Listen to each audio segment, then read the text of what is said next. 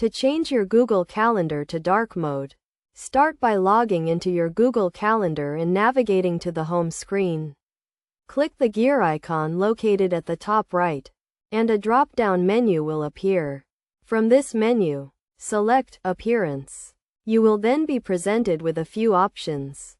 You can choose to keep your calendar in light mode, switch to dark mode, or set it to match your device's settings, which means it will automatically change to light or dark mode depending on your devices. Configuration. To enable dark mode, simply click on the Dark option. However, this change is not finalized until you click the Done button.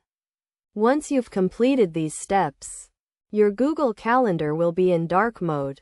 This can be particularly useful for individuals who spend a lot of time in front of a computer screen, such as those running an online business, as it can help reduce eye strain. The process is relatively straightforward, but if you know of an alternative method, it would be helpful to share it with others.